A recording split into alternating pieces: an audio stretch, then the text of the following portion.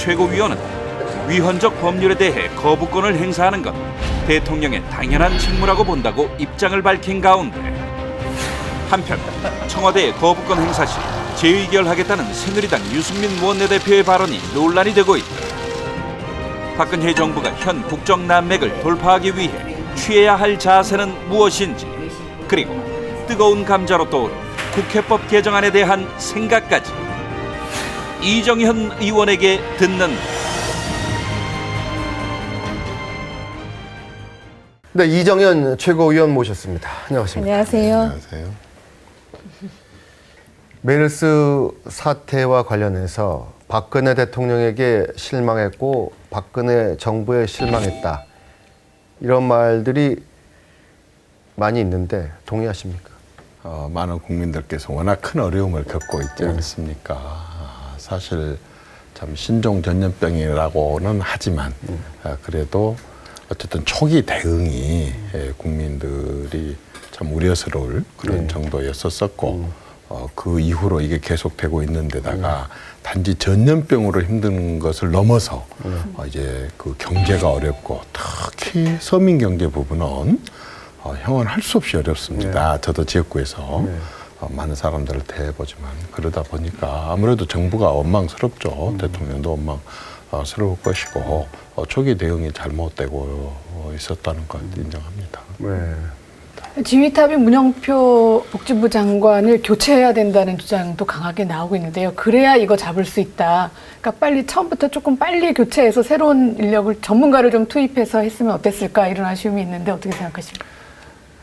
잘 알다시피 이 분야는 원래대로 하자면 이렇게 국내에 재난이나 이런 상황이 생기게 되면 국민안전처 장관이 이 부분을 진두지휘를 해야 됩니다. 그러려고 만들었죠. 그랬는데 알다시피 이거는 너무 전문 분야입니다. 보건복지 분야가.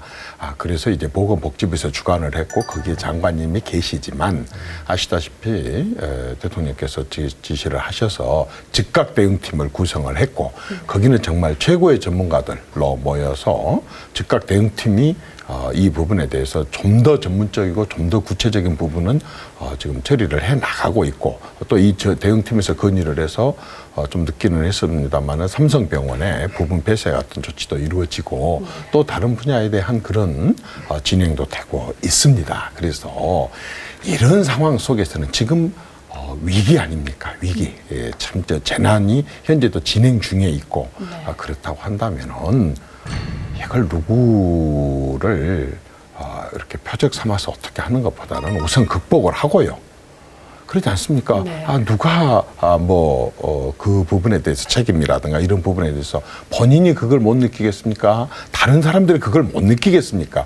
지금 누구 몰아내고 쫓아내고 하는 것이 시급해갖고 그렇게 희생양 삼아서 하는 그런 그것은 뭐 국민들이 걱정 안 해도 끝나고 난 뒤에는 사람이 됐건 시스템이 됐건 또는 법률이 됐건 반드시 손을 보고 대대적으로 고쳐야 되겠죠. 그러나 지금은 같이 힘을 합쳐서 극복하는 것, 이것이 국민들이 도와주고 정치권이 도와주고 이 문제를 함께 빨리 극복하는 길이다, 이렇게 생각합니다. 자, 메르스 문제는 이 정도 얘기하고, 자, 지금 또 이제 정치권으로 들어오면은 국회법 개정안 요구를 요청으로 바뀐 거, 이제 그거 하나 바꿔서 이제 국회법 개정안 이제 정부로 넘어갔고, 대통령이 거부권 행사하겠죠? 그건 뭐 대통령이 판단하실 문제이긴 하지만 제 판단으로는 이건 해야 된다고 생각을 합니다. 거부권 행사해야 된다. 왜냐하면 헌법을, 이게 대통령이 이렇습니다. 대통령이 당선돼서 대통령으로서, 당선인으로 말고 대통령으로서 제일 먼저 수행하는 일이 취임식입니다. 그렇죠. 취임식에서 제일 먼저 하는 게 선서입니다. 선서에서 제일 먼저 나오는 게 국헌을 준수하고입니다. 그만큼 헌법을 수호하고 헌법을 지키는 것은 그만큼 중요한 문제다, 그 말이죠. 그런데 이것이 위헌 요소가 있다, 그 말입니다. 이걸 지금 판단한 게 아니라 1997년 YS 정권 때 봅니다. 97년부터 이 문제가 거론됐습니다. 똑같이 97년, 98년, 2000년, 2005년, 2011년, 2015년 5월 1일 엊그저께까지 똑같은 문제가 거론됐습니다. 그래서 14대 국회부터 15, 16, 17, 18, 19대 국회 이르기까지 모든 국회에서 여야가 바뀜에도 불구하고 이 문제가 거론이 됐었었고 YS부터 시작해서 김대중, 노무현, 이명박, 박근혜 대통령에 이르기까지 똑같이 정권에서 거론이 됐습니다. 그럼에도 불구하고 같은 사안에 대해서 절대 하지 않는 것이 바로 이번에 개정한 그런 내용입니다. 이유는 딱 한 가지였습니다. 유언 소지가 있기 때문에 그렇다는 겁니다. 왜 유언 소지가 있느냐? 헌법이요. 헌법에 75조하고 95조에 딱 명문으로 행정부가 행정 입법을 하도록 딱 규정을 해놨습니다. 그런데 헌법이 입법부로 하여금 국회로 하여금 행정 입법을 통제하다는 규정은 전혀 두고 있지 않습니다. 그리고 그런 문제가 생겼을 때 어떻게 하느냐라고 얘기할 수 있지 않습니까? 그건 또 헌법에 107조 2항에다가 이렇게 됐을 때 심사는 대법원이 한다라고 딱 규정되어 있습니다. 그런데 그 심사를 국회가 하도록 하지 않았습니다.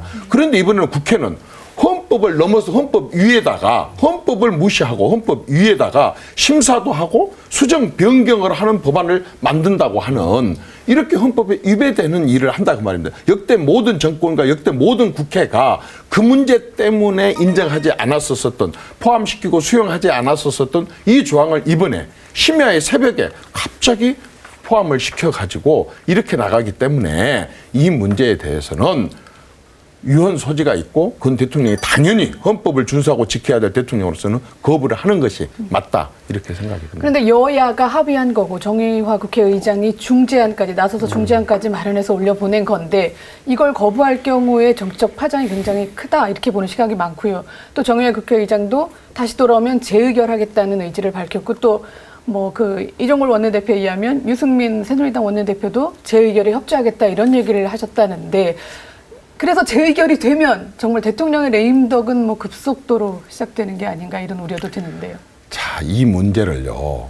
여야 간의 갈등이나 청와대와 또는 국회와의 갈등이나 청와대와 여당, 당청 간의 갈등 이런 식으로 보지 않았으면 좋겠습니다. 아까도 얘기했지만 이건 근본의 문제고 기본의 문제라고 합니다. 헌법을 수호하느냐 헌법을 파괴하느냐라고 하는 중대한 문제라고 봅니다. 지금 한번 보십시오. 얼마나 지금 하신 말씀 중에 얼마나 문제가 많고 모순이 많은지 한번 보십시오. 법 하나를 국회법 하나를 놓고 야당은 뭐라고 해석을 했습니까? 강제성이 있다. 분명히 그렇게 하셨죠. 여당은 뭐라 했습니까? 강제성이 없다. 그랬습니다. 국회의장은 뭐라 했습니까? 강제성이 없고 있는 것도 아니고 약화됐다. 줄어들었다. 이렇게 표현을 했습니다.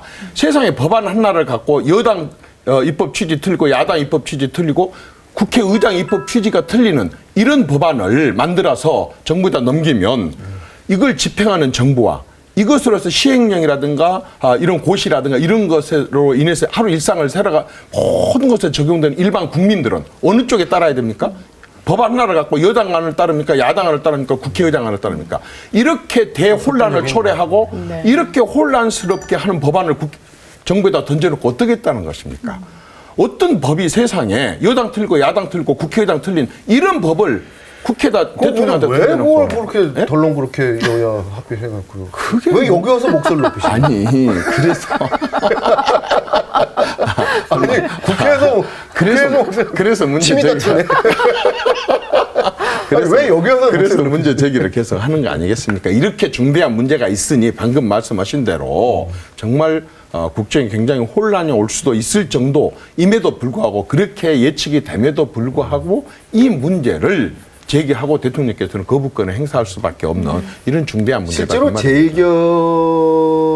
재의결을 이제 할 경우에 3분의 2 이상의 이제 찬성이 있어야 되지 않습니까? 그럴 가능성은 없겠죠, 현실적으로. 어떤 것도 새누리당에서 국회의원 대규모... 한 사람 한 사람이 선택을 할 문제이기 때문에 제가 감히 어떻게 의원들의 그걸 하겠습니까? 뭐 단지 중요한 것은 이런 건 하나 있습니다. 알다시피 이번에 공무원 연금 문제를 가지고 다루는데 야당이 전혀 엉뚱한 국민연금을 연계했지 않습니까? 그런데 그걸 갖고 토론을 했단 말입니다. 언론이고 일반적으로 개도. 그러니까 국민 여론에 밀려서 슬쩍 내렸습니다. 그 다음에 기초연금을 끼워봤답니다. 또 내렸습니다. 그 다음에는 또 그 법인세를 한번 넣어봤다가 또 뺐습니다.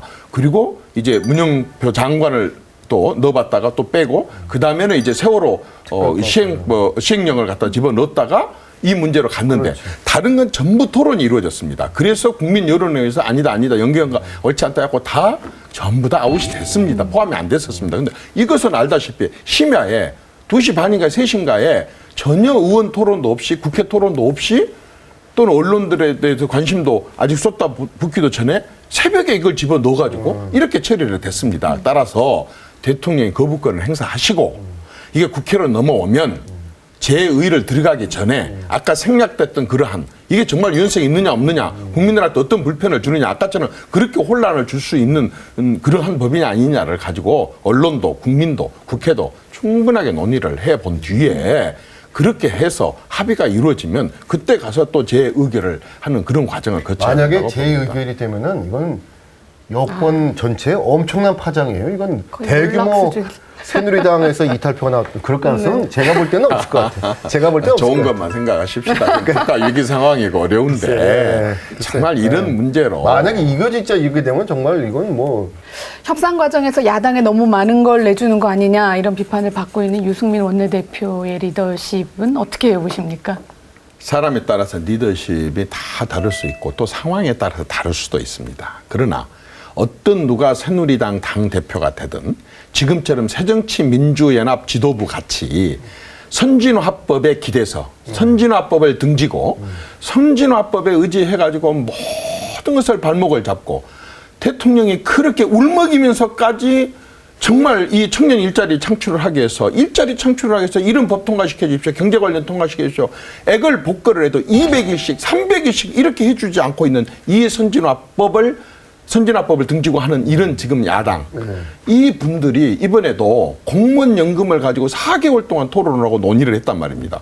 그런데 그보다 훨씬 더 큰 규모의 아까처럼 나열했던 그런 걸 찡궈넣기 식으로 해가지고 이런 식으로 얘기를 해오는 이런 야당과 상대로 할 때에는 저는 참 어떤 누가 새누리당 원내가 대표가 돼도 리더십을 발휘하기도 어렵고 굉장히 힘들 것이다. 그렇다고 하면 이럴 때는 어떻게 해야 되느냐. 어떻게 됩니까? 원칙입니다. 정도입니다. 절대로 양보할 수 없는 게 있거든요. 그러면요. 어차피 국민입니다. 언론입니다. 국민과 언론이 그 부분에 대해서 판단하고 심판해 주도록 이렇게 해야지. 아니 공무원 연금 하다가 국민연금을 그 얘기를 해갖고 나랬고 그걸 받아들여서도 안 되고 잘 거절을 했습니다. 그런 것처럼 마찬가지로 이것도 지금 강제성이 없다라고 얘기를 하거든요. 저쪽에 강제성이 있다라고 얘기를 합니다. 강제성이 있다를 왜 동의를 못 해주냐면 그렇게 하면은 위헌이 되니까 그러면 이건 받아들이지 않을 문제지 않습니까? 네. 이를테면은 이건 국민과 언론에 과감하게 맡겨야지 저렇게 선진화법을 가지고 온통 대통령의 눈물까지도 무시해가면서 이렇게 발목 잡는 이런 야당을 상대로 원내대표 하는 것은 누구의 리더십이라고 해서 아무리 뛰어난 리더십을 가져도 해낼 방법이 없습니다. 결국 믿는 것은 국민밖에 없고 국민한테 호소하고 국민한테 도와달라고 할 수밖에 없고 유승민 대표도 지금까지도 그래 와셨겠지만 앞으로도 그런 자세로 임해서 안 되는 건 죽어도 안 되는 것. 그러면서도 어쨌든 당청 관계는 여야 관계처럼 선명성 경쟁을 하는 관계가 아니니까 당청 관계는 그야말로 서로 간의 협력 관계로 이렇게 해야 된다고 봅니다. 네. 알겠습니다. 오늘 말씀 잘 들었습니다. 고맙습니다. 감사합니다.